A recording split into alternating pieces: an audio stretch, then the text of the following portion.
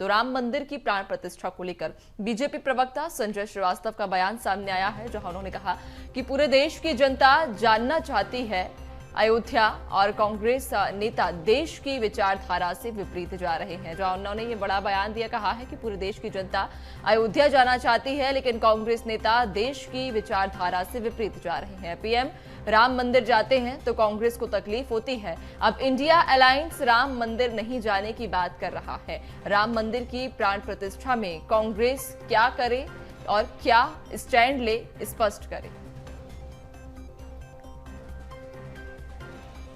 तो राम मंदिर को लेकर अब जहां छत्तीसगढ़ में भी सियासत देखने को मिल रही है, बीजेपी प्रवक्ता संजय श्रीवास्तव का ये बयान सामने आया है। कांग्रेस को कहीं ना कहीं आड़े हाथों उन्होंने लिया है और कहा है कि पूरे देश की जनता अयोध्या जाना चाहती है, लेकिन कांग्रेस के नेता देश की विचारधारा से विपरीत जा रहे हैं।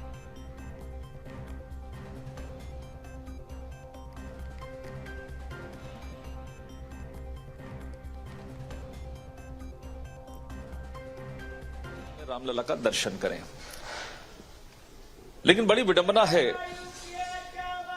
देश के विपरीत, देश के विचारधारा के विपरीत जाकर कांग्रेस के जो नेता हैं, ये कांग्रेस के ओवरसीज कांग्रेस जो है उसके अध्यक्ष सैम पित्रोदा सहित कांग्रेस के जो नेता शशि थरूर या फिर केरल के जो कांग्रेस सांसद हैं, तमाम लोगों ने इस पर प्रश्न चिन्ह लगाने की कोशिश की है। और सैम पित्रोदा का बयान तो कांग्रेस के वास्तविक चेहरे पे से नकाब उतार दिया है। दरअसल कांग्रेस को प्रधानमंत्री राम मंदिर जाते हैं तो तकलीफ है, राम मंदिर का निर्माण हो जाने के बावजूद तकलीफ है। अब जब राम मंदिर का निर्माण हो गया है तो उससे दूरी बनाने की कोशिश भी कांग्रेस कर रही है। दरअसल कांग्रेस वास्तव में चाहती क्या है? इस देश की आस्था के साथ में खिलवाड़ करने का काम पहले भी कांग्रेस ने किया कि राम मंदिर के निर्माण में तमाम प्रकार की जो बाधाएं उत्पन्न हुई हैं। और वहीं राम मंदिर के प्राण प्रतिष्ठा समारोह में बीजेपी के मांगे स्पष्टीकरण पर पीसी सचिव दीपक बैज ने पलटवार भी किया है। उन्होंने कहा कि राम मंदिर दर्शन करने के लिए क्या भाजपा से प्रमाण लेना पड़ेगा? भगवान सबके हैं, जिनकी इच्छा हो, जिनके पास समय हो, वो जरूर जाएंगे। बीजेपी इस तरह की बयानबाजी कर राजनीतिक लाभ लेना चाहती है।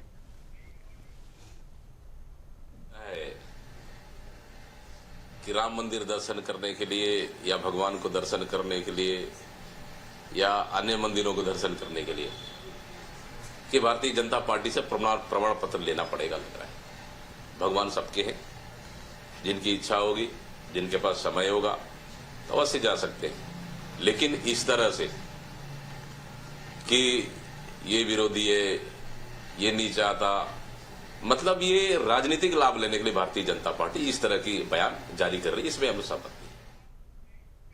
और इसी पर ज्यादा चर्चा के लिए रायपुर से शिखर हमारे साथ जुड़ गए हैं। शिखर, जिस तरह से दिख रहे हैं, राम मंदिर हमेशा से सियासी एक मुद्दा रहा है, लेकिन प्राण प्रतिष्ठा के दौरान जिस तरह से आरोप अब कांग्रेस पर लग रहे हैं, बीजेपी कह रही है विचारधारा से हटके जा रही है कांग्रेस।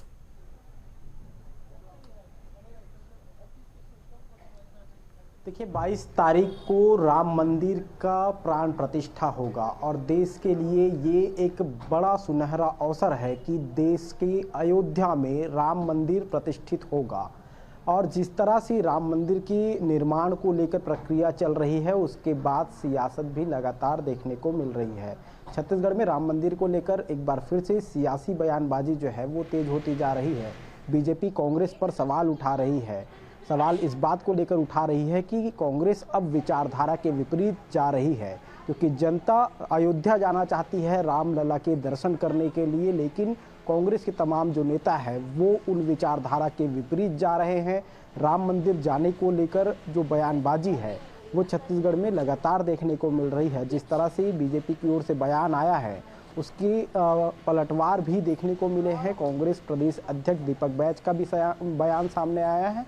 वो साफ तौर पे इस बात का जिक्र कर रहे हैं कि राम सबकी आस्था का केंद्र है, सिर्फ बीजेपी की ही आस्था का केंद्र नहीं है। राम के दर्शन करने के लिए तमाम बड़े नेता भी पहुंचेंगे, जनता भी पहुंचेगी, लेकिन राम मंदिर के दर्शन के लिए बीजेपी के प्रमाण की जरूरत नहीं है। तो साफ तौर पे कहा जा सकता है कि रामलला के दर्शन को लेकर जाना सभी लोग चाहते हैं, लेकिन छत्तीसगढ़ में इसे लेकर सियासत जो है वो लगातार तेज होती नजर आ रही है। जी हाँ बिल्कुल, कहीं ना कहीं अब इस पूरे मामले पर जहां सियासत छत्तीसगढ़ में गर्माती जा रही है, देख भी पा रहे हैं कि दोनों ही पार्टियों की ओर से अब तीखी बयानबाजी शुरू हो गई है।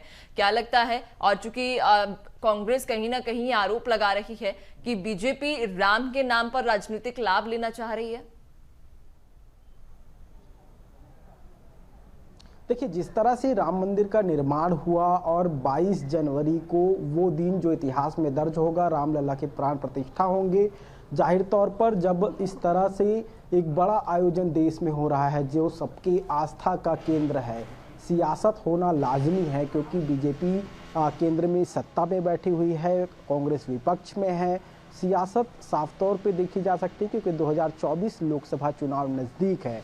कांग्रेस साफ तौर पे इसे लेकर बयान देती हुई नजर आई है। कांग्रेस इस बात का भी जिक्र करती हुई नजर आई है कि जिस तरह से राम मंदिर की प्राण प्रतिष्ठा हो रहे हैं, तो बीजेपी के पास कोई मुद्दा नहीं है, सिर्फ एक मुद्दा है राम मंदिर का, और उन्हीं मुद्दे को भुनाने की कोशिश 2024 लोकसभा चुनाव में बीजेपी करती हुई नजर आएगी। हालांकि बीजेपी की ओर से भी लगातार पलटवार देखने को मिला है। बीजेपी इस बात का जिक्र करती रही है कि राम मंदिर को लेकर कितनी अड़चनें सामने आई हैं और कौन किस तरह से उन अड़चनों के पीछे रहा है, इस बात को पूरा देश जानता है। फिलहाल जो सबसे बड़ा अवसर है देश में, वो अयोध्या में राम मंदिर के प्राण प्रतिष्ठा को लेकर है।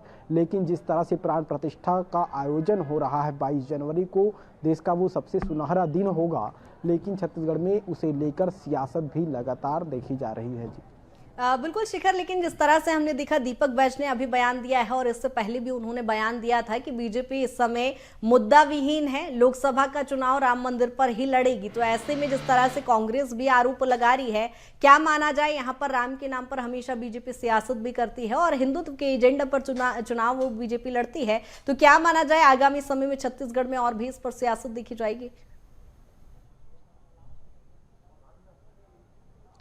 देखिए, राम के मुद्दे को लेकर जो सियासत का सिलसिला है वो फिलहाल अभी का नहीं है। इससे पहले भी लगातार राम के मुद्दों को लेकर छत्तीसगढ़ में सियासत देखने को मिली है।